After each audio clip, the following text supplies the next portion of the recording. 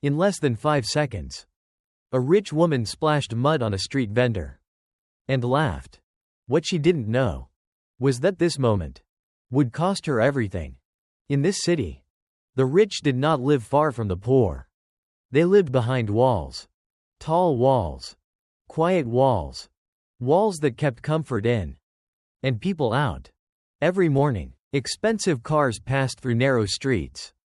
Without slowing down, they passed women selling food, men carrying tools, children walking barefoot to school. And among them was a girl named Amma. She sold food on the streets. Not because she dreamed of it, but because survival had no alternatives. Amma never asked for pity. She never begged for charity. She believed that as long as she worked honestly, the world would leave her alone. She was wrong. Because one morning, in less than 5 seconds, a moment of cruelty would remind her exactly where the world believed she belonged. Amma woke up before the sun. Not because she was disciplined. Not because she loved mornings. But because hunger had its own clock. In the small room where she lived, there was no alarm sound. Only the quiet breathing of her little brother. And the distant noise of a city slowly waking up without them. Amma sat up on the thin mattress and listened. Motorbikes starting in the distance. A dog barking somewhere behind the houses. A radio playing softly from a neighbor's window. Another day had begun. She moved carefully, stepping around the sleeping body of her brother. The floor was cold beneath her feet. The room was simple. 2 bowls. 1 cracked mirror. A small table pushed against the wall. Nothing in the room suggested dreams. Only survival. Amma washed her face with cold water. The kind that shocked sleep out of her eyes and reminded her she was awake. She tied her hair back with a ribbon that had lost its color long ago. And reached for the basket in the corner. Inside were the ingredients she had prepared the night before. Not much. But enough. She counted them slowly. Not because she liked counting. But because counting was how she controlled fear. If everything added up, then maybe today would be okay. Before leaving, Amma looked once more at her brother. He shifted slightly, pulling the blanket closer around himself. She walked over and tucked it in. "I'll be back before noon," she whispered, not knowing if she was speaking to him or to herself. Outside, the street was already alive. This part of the city never slept deeply. It only rested between struggles. Women swept dust from doorways. Men carried boxes onto old trucks. Children ran barefoot, laughing, unaware of the weight waiting for them in the future. Amma walked through it all with her basket balanced carefully in her arms. She had learned how to walk this way. Not too fast. Not too slow. Walking fast made people suspicious. Walking slow made them invisible. Her spot was near the edge of the rich neighborhood. Not inside it. Never inside. Just close enough to smell the difference. The air changed there. Less smoke. Less noise. More silence.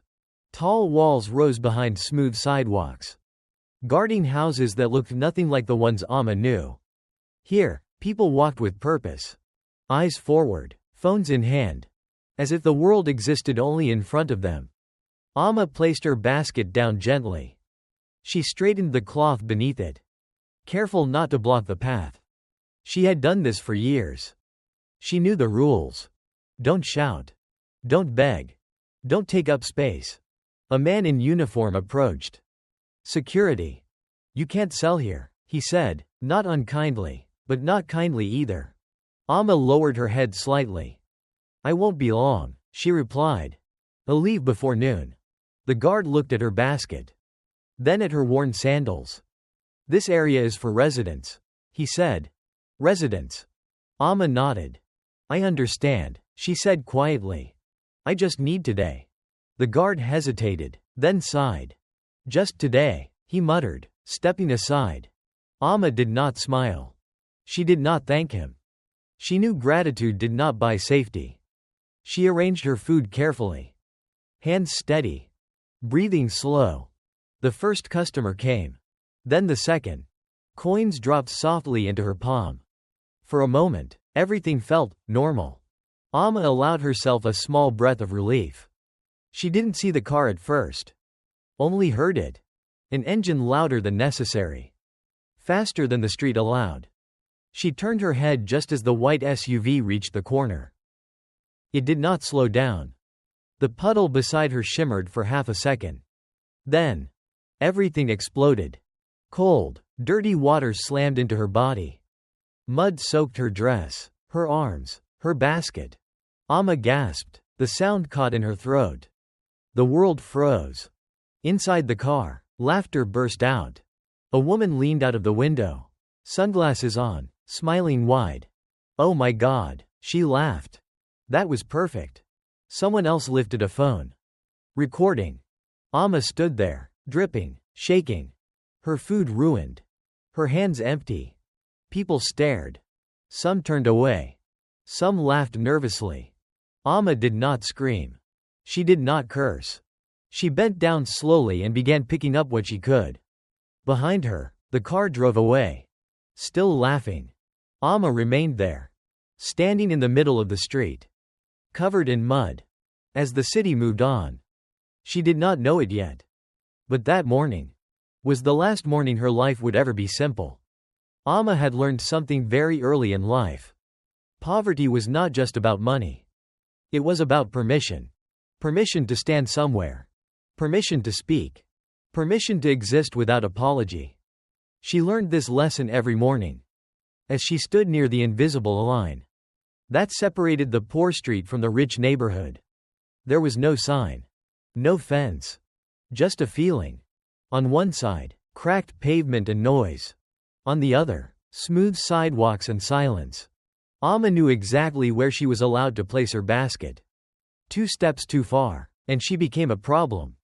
1 step back, and she became invisible. That morning, she stood right on the edge. Close enough to be seen. Far enough to avoid trouble. At least, that was what she hoped. As the sun climbed higher, people from the rich neighborhood began to pass. Men in pressed shirts. Women with handbags worth more than Amma earned in a month. Children in clean uniforms, shoes without dust. Some looked at her. Most did not. Amma watched their faces carefully. She never made eye contact first. She had learned that, too. Eye contact invited judgment. A woman slowed her steps and glanced at Amma's basket. "What is that?" she asked. Curiosity mixed with caution. Amma answered softly. "Fresh food, ma'am, made this morning." The woman nodded once, then walked away without buying anything. Amma was used to that. Interest without trust. Curiosity without respect. Behind her, a group of men laughed loudly as they passed. One of them nudged the other. "She's brave," he said mockingly. "Selling here like she belongs." Amma pretended not to hear. Pretending was a skill she had mastered. A child tugged at his mother's sleeve. "Mama, can I have some?" he asked, pointing at Amma's food. The mother frowned. "No," she replied quickly. "You don't know where that's been." She pulled the child away. Amma felt the words settle on her skin. Like dust she could not wash off. She was not dirty. But in their eyes, she carried dirt with her. A security guard appeared again. This time, he did not stop. He walked slowly past Amma. His eyes scanning her basket, her hands, her face. Amma held her breath. After a moment, he continued walking. Relief passed through her chest. But it did not last long. From the corner of her eye, she noticed something else. A car had stopped nearby. Not an ordinary car. A white SUV. Polished, spotless. Its windows dark and reflective. It did not park. It waited. Amma felt it before she understood it. The feeling of being watched. She shifted her weight slightly. Adjusted the cloth beneath her basket. Her heart beat faster. Inside the car, a woman sat comfortably, sunglasses on, phone in hand. She looked out the window and frowned. "What is that doing here?" she said. The driver glanced toward Amma. "Just a street vendor," he replied. The woman scoffed. "In this neighborhood?" She leaned forward, pressing her face closer to the glass. Amma did not know her name. But she knew the type. People who believed the world was arranged for their comfort. And anyone outside that arrangement was an inconvenience. The woman lifted her phone. "She's ruining the view," she muttered. Amma felt a chill run through her spine. She didn't know why. She had done nothing wrong. She was standing where she had always stood. Selling what she had always sold. Yet suddenly, the air felt tighter. Heavier. As if the street itself was holding its breath. Amma looked down at her basket. She told herself to focus. One customer at a time. One coin at a time. She could not see the line clearly. But she knew she had crossed it. And the people on the other side did not forgive easily. The street was louder now. The sun had climbed high enough to wake the impatience in people. Cars moved faster. Horns sounded longer. Amma had just finished serving a customer. She handed over the food with both hands. Accepted the coins. And placed them carefully into the small pouch tied at her waist. For a brief moment, she felt something close to relief. Maybe today would be enough. She adjusted her basket again, wiping her hands on the side of her dress. That was when she heard it. Not a horn. Not footsteps. An engine. Low. Smooth. Powerful. Too powerful for a street like this. Amma lifted her head. The white SUV was approaching the corner. Its body reflected the sunlight so brightly. It hurt to look at. It did not slow down. Amma's eyes moved instinctively to the puddle beside her stall. Rainwater mixed with dust, oil, and mud. The kind of water no one wanted to touch. Time stretched. She thought, for a second, that the driver would turn. That the car would pass safely. That this moment would end like all the others. She was wrong. The tires hit the puddle hard. The sound came first. A violent splash. Then the cold. Mud and dirty water slammed into Amma's body. Soaking her clothes, her arms, her face. She gasped as the air was knocked from her lungs. Her basket tipped over. Food scattered onto the ground. For a heartbeat. The world went silent. Then laughter. Loud. Careless. Cruel. From inside the car, the window rolled down. The woman leaned out, sunglasses still on, lips curved in amusement. "Oh my God," she laughed. "Did you see that?" Someone in the back seat laughed with her. Another voice said, "Wait, get this on video." A phone appeared. Its lens pointed directly at Amma. Recording. Amma stood frozen. Water dripped from her hair onto the ground. Mud clung to her dress. Heavy and dark. Her hands trembled slightly. She did not know where to look. At the car. At the people watching. At the food ruined at her feet. She felt small. Smaller than she had ever felt before. Around her, the street reacted in fragments. A man covered his mouth, unsure whether to laugh or turn away. A woman pulled her child closer. Someone whispered, "That's too much." But no one stepped forward. No one said anything. The woman in the car tilted her head, still smiling. "You shouldn't be selling here," she said casually. "This isn't your place." Amma opened her mouth. No words came out. Her throat burned. The woman laughed again. Then the window rolled up. The car drove away. Just like that. As if nothing had happened. As if Amma were nothing. The engine faded into the distance. The street slowly returned to its noise.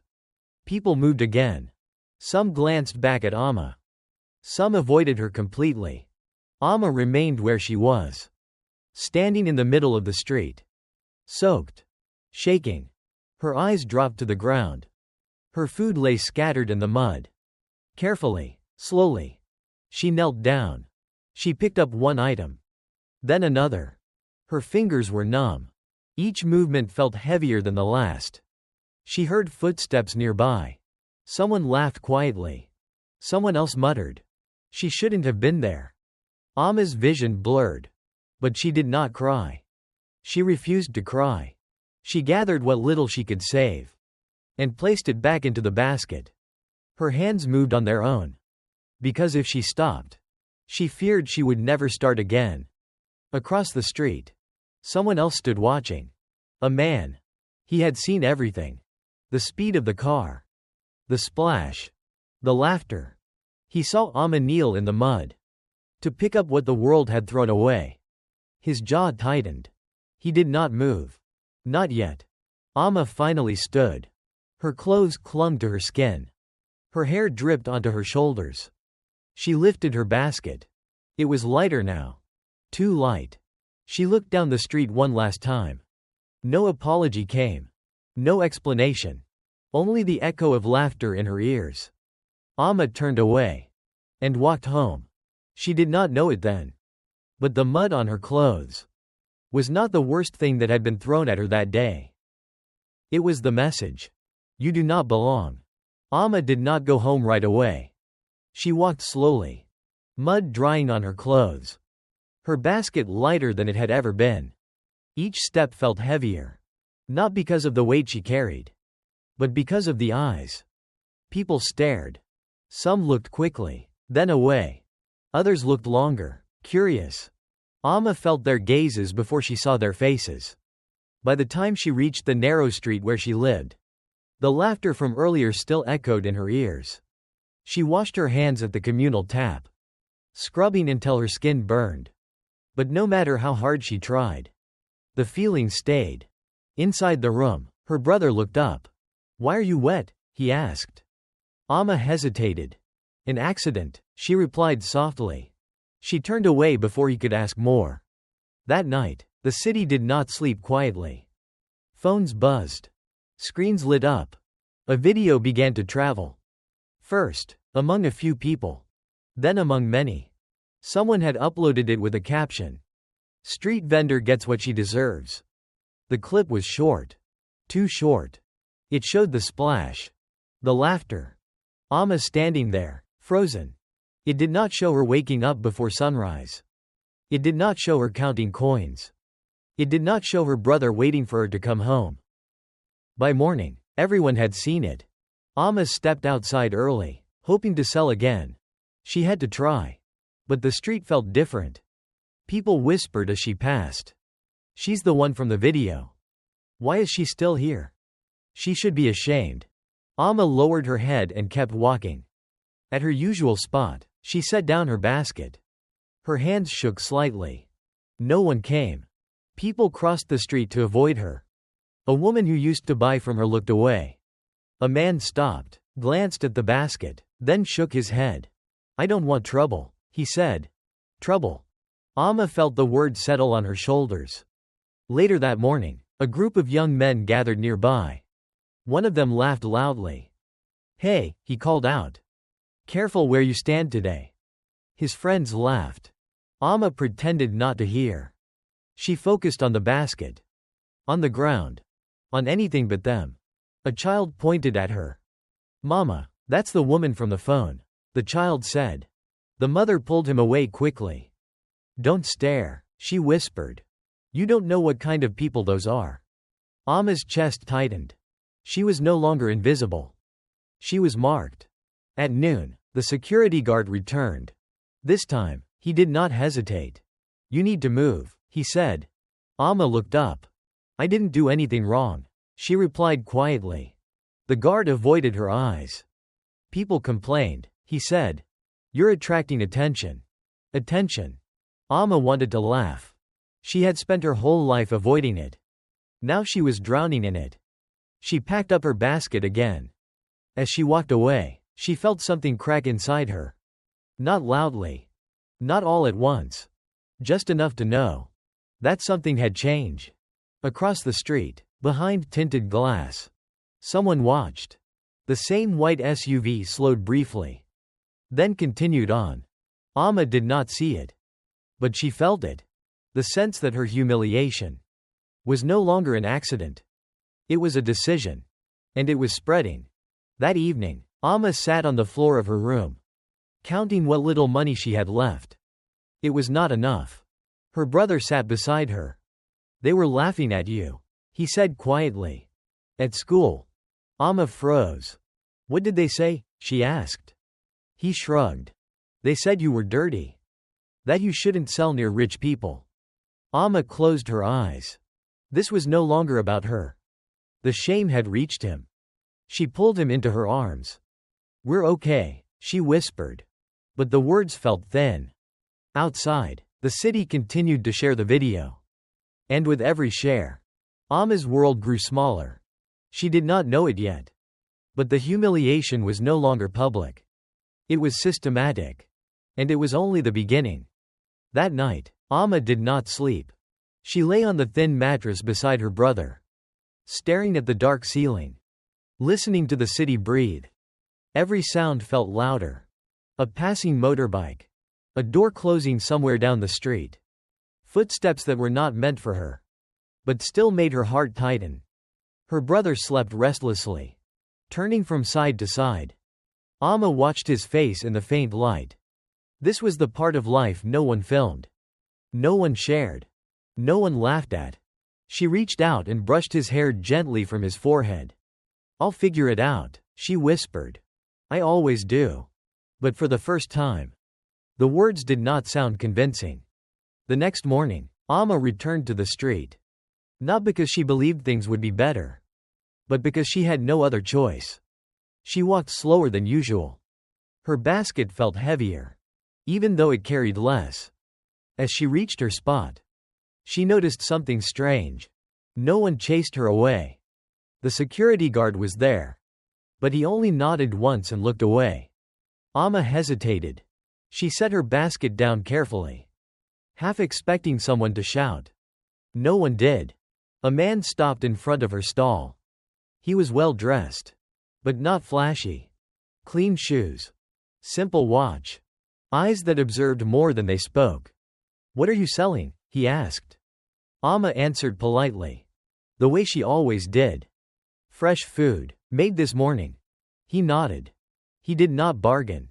He did not rush. He paid more than the price, and told her to keep the change. Amma frowned slightly. "Sir, you gave too much," she said. He smiled faintly.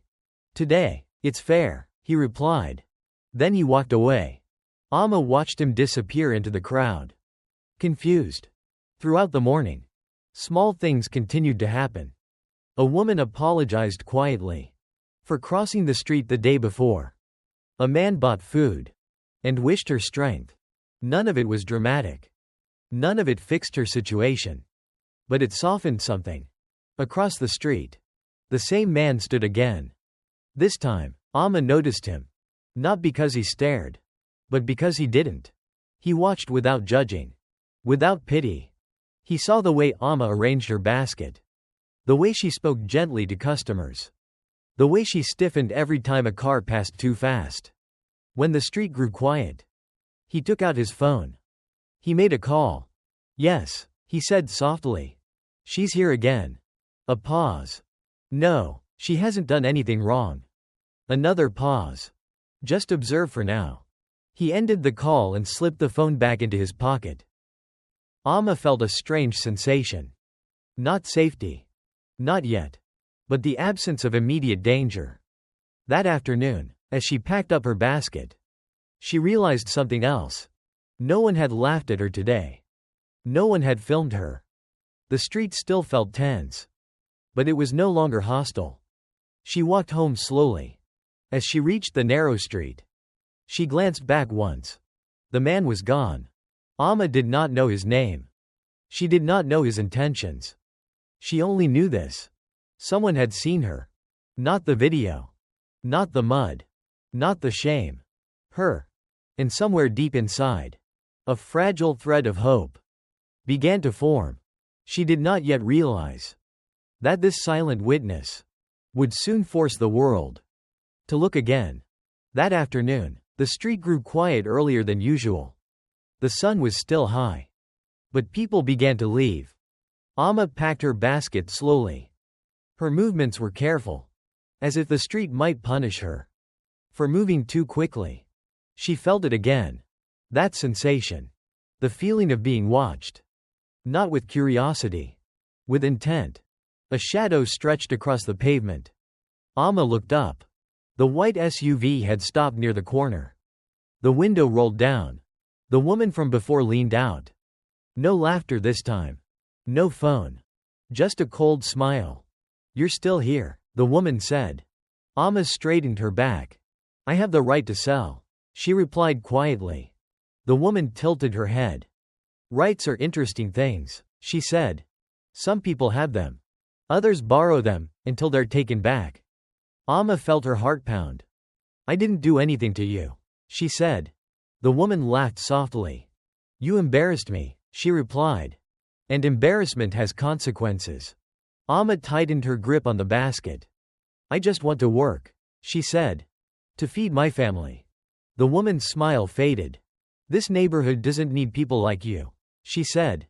And soon, you'll understand that. She leaned back. The window rolled up. The car pulled away. Amma stood frozen. For a long moment. She did not move.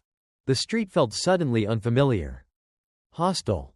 As if it had chosen a side. That night, Amma counted her money again. It was less than yesterday.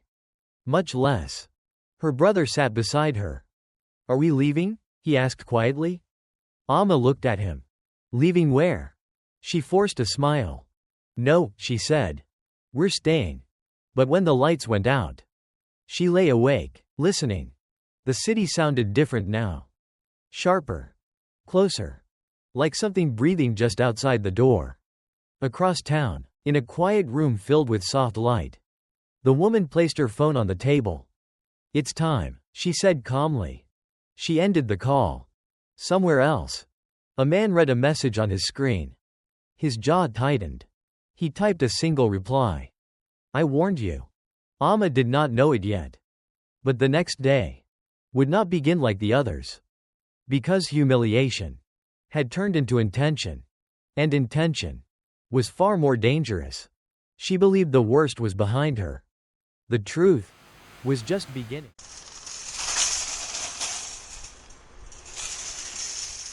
Yesterday, the city laughed. They laughed at a girl standing in the mud, holding a broken basket, pretending not to feel small. Yesterday, humiliation passed through the streets. Like entertainment. Shared. Liked. Forgotten. But humiliation never ends when the laughter stops. It waits. It grows teeth. And it comes back the next morning.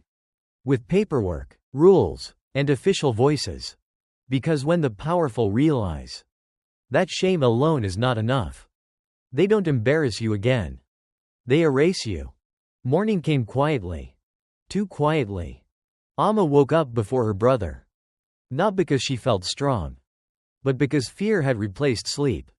Her body still ached from the previous day. Her dress, washed and hung overnight, still smelled faintly of mud no water could remove.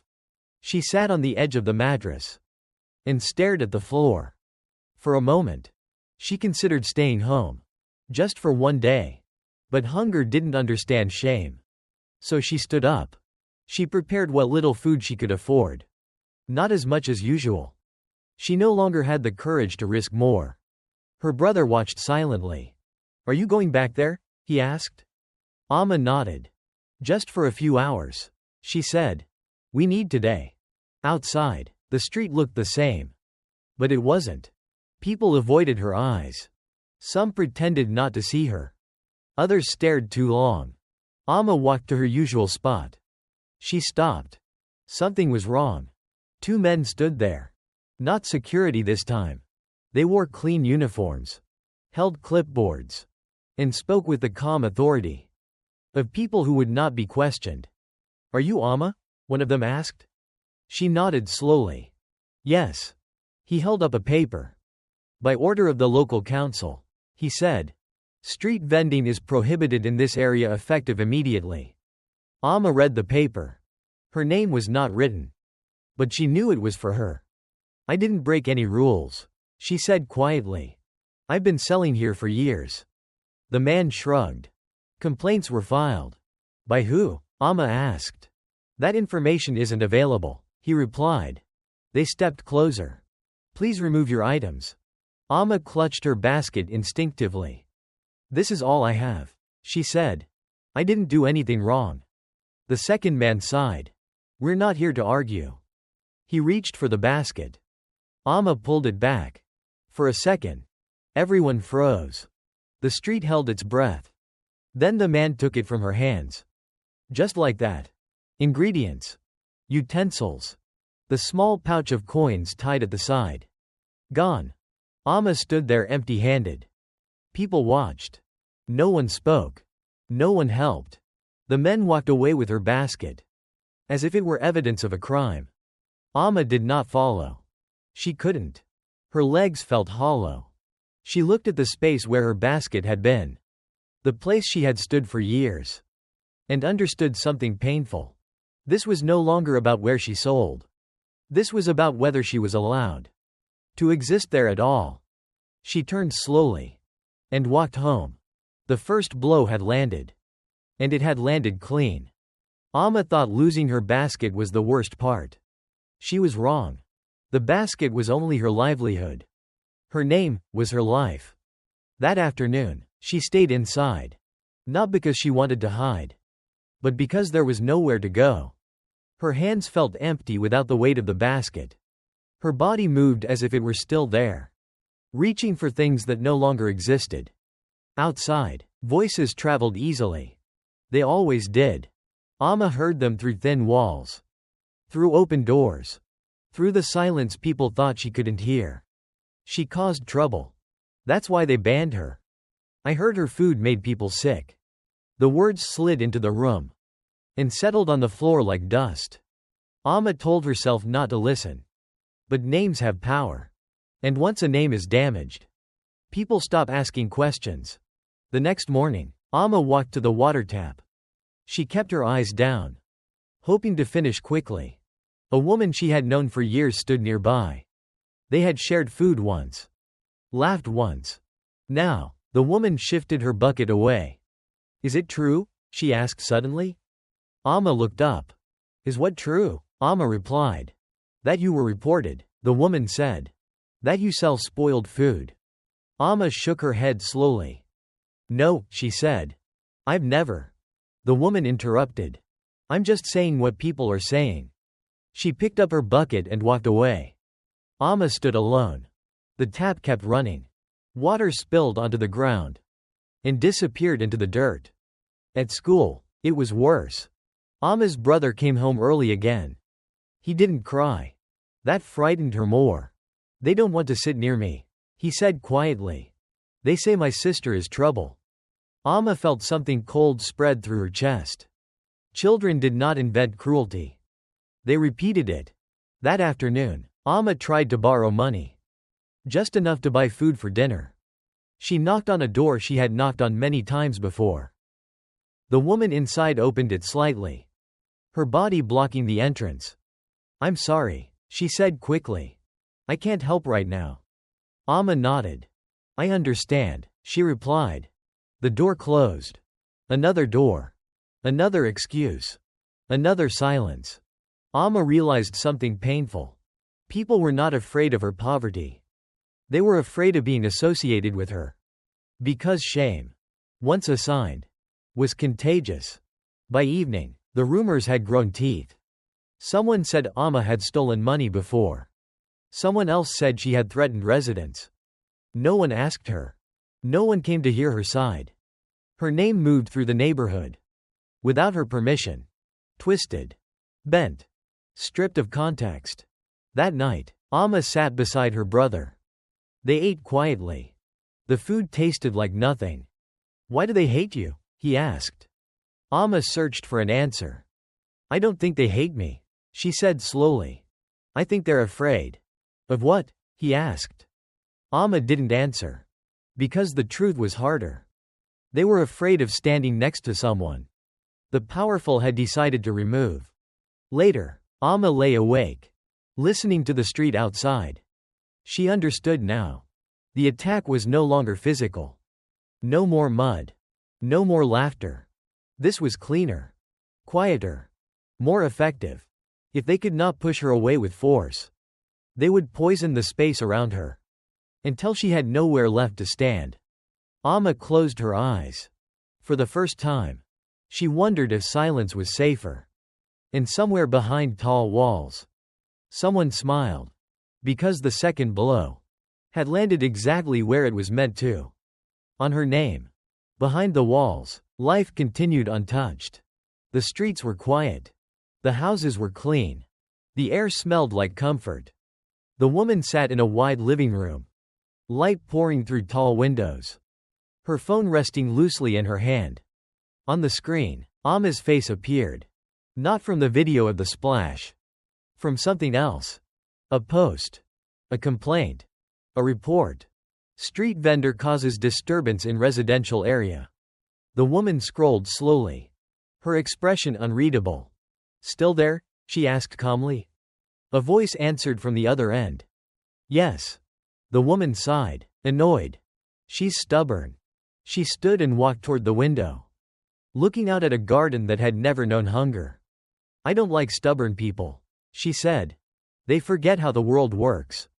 She tapped her phone once. File another report, she continued. Use a different name this time. A pause. Yes, she said. Make it about hygiene. She ended the call. To her, this was not violence. Violence was loud. Messy. This was administration. Paperwork. Signatures. Authority wearing polite clothes. She returned to her chair and opened another message. A group chat. Names Amma did not know. Security. Local council staff. A neighborhood committee. People are complaining again, she typed. She's attracting attention. A reply appeared almost instantly. We'll handle it. The woman smiled faintly. She leaned back. In her world, problems were not solved with fists. They were solved with systems. She remembered the splash. Not the mud. The embarrassment. The laughter in the car had faded quickly. But the feeling of being seen, of being recorded, had not. That was unforgivable. She didn't hate Amma. Hate required effort.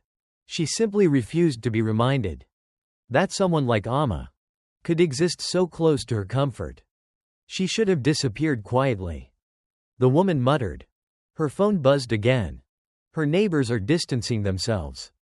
The message read. The rumor is working. Good, the woman replied. She placed the phone down and reached for a glass of water. Outside, birds sang. Inside, everything was still. Far away, Amma sat in a dark room, counting coins that were no longer enough. She did not know her name. Was being passed around like a file. She did not know her life had become a series of checkboxes. She only felt the result. Doors closing. Voices lowering. Help disappearing. The woman glanced at the time. By the end of the week, she said quietly, she'll leave on her own. She stood, satisfied. Because from where she sat, Amma was no longer a person. She was a situation. And situations, when handled correctly, always resolved themselves. The body knows before the mind admits it. Amma felt it the third night. Her hands shook as she tried to light the stove. Her vision blurred when she stood too quickly. The room felt smaller, tighter, as if the walls were leaning in. She told herself it was nothing. Just hunger. Just exhaustion. Things she had survived before. But this time was different. Hunger used to end at night. Now it waited in the morning. Amma sat on the floor and counted her money again. Once. Twice. She already knew the number. It was not enough for food. Not enough for medicine. Not enough for tomorrow. Her brother sat across from her. Legs pulled close to his chest. When will you sell again? He asked quietly. Amma opened her mouth. Nothing came out. She closed it again. I'm figuring it out, she said finally. But the words felt thin. Later that night, the fever came. It didn't arrive loudly. No dramatic collapse. Just a slow burn that made every movement heavy. Amma lay on the mattress. Her skin damp. Her breath shallow. Her brother knelt beside her, unsure what to do. You're hot, he whispered. Amma tried to smile. I'm okay, she said. Her voice cracked. He reached for the cup of water and held it to her lips. She drank slowly. Each swallow an effort. Outside, laughter drifted in from somewhere down the street. Life was continuing. Just not for them. By morning, Amma could not stand. Her legs refused her. She sat against the wall, her head resting on her knees, trying to stay awake. Her brother stood in front of her. "I'm hungry," he said. Not complaining. Not accusing. Just stating a fact. Amma closed her eyes. This was the moment she had been avoiding. Not the ban. Not the rumors. This. The moment when she could no longer protect him. Tears came then. Quietly. She wiped them away quickly. Ashamed. "I'll find something," she whispered. She forced herself up and stepped outside. The street felt distant, as if she were watching it from behind glass. She walked to a familiar door. Knocked. No answer. Another door. A pause. A voice from inside. "We can't help right now." The door did not open. Amma leaned against the wall, her knees trembling. People passed her. Some recognized her. Some pretended not to. No one stopped. When she returned home, empty-handed, her brother looked at her face and understood. He didn't ask again. That was worse. That afternoon, Amma collapsed. Not from drama. From depletion. Her body simply shut down. Her brother sat beside her, terrified. He pressed his forehead against her arm, listening to her breathing, counting each rise and fall. "Please," he whispered to no one in particular. "Please." Amma drifted in and out of consciousness. In her mind, she saw the basket, the street, the puddle, the splash. She realized something with painful clarity. They were not trying to hurt her. They were trying to wait her out. To starve her quietly. To let the world believe that she had disappeared on her own. That evening, as the light faded, Amma opened her eyes. Her brother was still there. Still waiting. She reached for his hand. "I won't give up," she said weakly. She didn't know how. She didn't know when. But she knew one thing. Silence was killing them faster than confrontation ever could. And somewhere, far from the poor street, someone checked a message and smiled. Because the system was working. Amma had reached the breaking point. The knock came after sunset. 3 slow knocks. Not loud. Not urgent. Almost respectful. Amma opened her eyes. For a moment, she thought she was imagining it. Her brother stood up quickly. "I'll check," he said. Amma tried to speak. Her throat was dry. The door opened. The man from the street stood there. The silent witness. He looked the same as before. Calm. Unrushed. But his eyes changed when he saw Amma. "She's sick," the boy said quietly. The man nodded. "I know," he replied. He stepped inside without being invited. Not rude. Just certain. He placed a small bag on the table. Medicine. Bread. Clean water. Not much. Just enough. Amma watched him carefully. "Why?" she asked weakly. The man met her eyes. "Because watching is no longer enough," he said. He waited until she had swallowed the medicine. And her brother had eaten. Only then did he speak again. "I know who's doing this," he said. Amma didn't respond. She had heard many things lately. "I also know how," he continued. He reached into his bag and pulled out a thin folder. He placed it gently on the floor between them. Inside were papers. Printed emails. Photos taken from a distance. Screenshots of messages. Dates. Times. Names. Amma stared at them. Her heart began to beat faster. "This isn't rumor," the man said. "This is pattern." Amma looked up. "Why are you showing me this?" she asked. The man paused. "Because it's yours," he said. "And because using it will change everything." Amma swallowed. "What happens if I do nothing?" she asked. The man answered without hesitation. "Then nothing changes," he said. "You disappear quietly. And the world forgets you were ever here." Amma looked at her brother. He sat silently, holding the empty cup, watching her face. "What happens if I speak?" she asked. The man didn't soften his voice. People will question you. They will dig into your life. They will look for reasons not to believe you. Amma closed her eyes. She had spent her whole life trying not to be seen. Now, being seen felt dangerous. I can't protect him, she whispered, nodding toward her brother. If this gets worse. The man leaned forward slightly. You already can't, he said gently. That's why you're here. The room went quiet. Amma felt the weight of the decision settle on her chest. Silence had been her shield. But silence had also brought her here. She opened the folder again. This time, she didn't look away.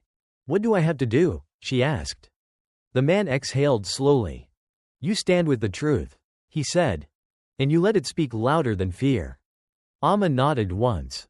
Not bravely. Not confidently. But deliberately. That night, after the man left, Amma did not sleep. She sat beside her brother, watching his chest rise and fall.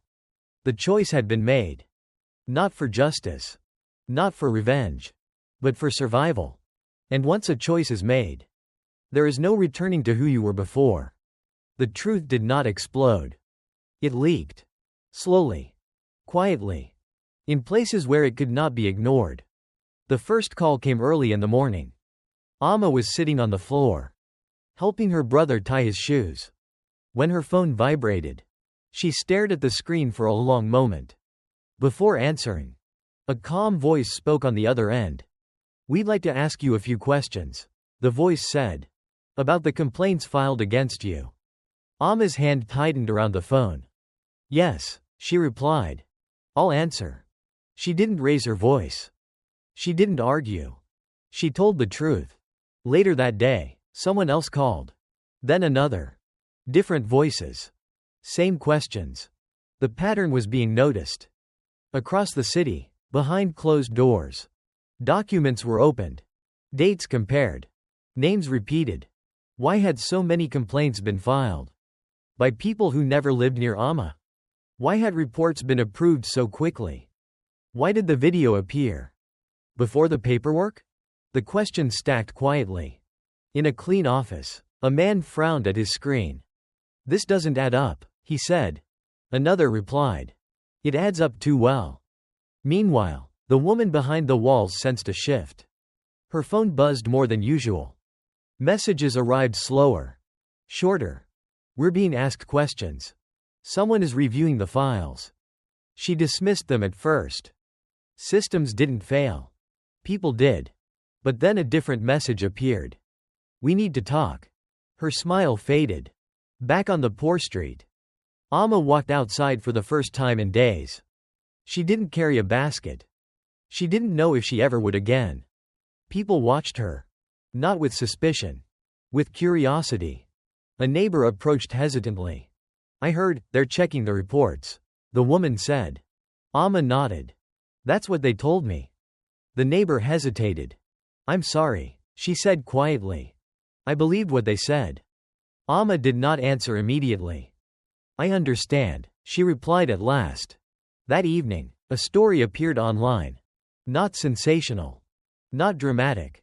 Just facts. Screenshots. Timelines. Connections. No insults. No opinions. Just evidence. People began to read. And then to reread. The comments change. This doesn't look right. Why was she targeted? Who filed all these reports? The woman behind the walls watched the screen. Her name hadn't appeared yet. But the ground beneath her felt unstable. She made a call. No answer. She tried again. The silence was unfamiliar. Uncomfortable. Amma sat with her brother that night, listening to the street outside. For the first time in weeks, the whispers were not about her. They were about something else. Something higher. Something closer to the truth. Amma didn't feel victory. Only a strange calm. Because she understood now. The truth didn't need her to shout. It only needed space. And once it had that, it began to move on its own. Amma did not plan a speech. She did not write anything down. When they asked her to speak, she hesitated. Not because she was afraid, but because she did not want to become someone else. She stood in a small room. No stage. No spotlight. Just a table. A few chairs. And people waiting to hear what she would say. Her hands rested calmly in front of her. She took a breath. I don't want anyone punished. She began. The room grew still.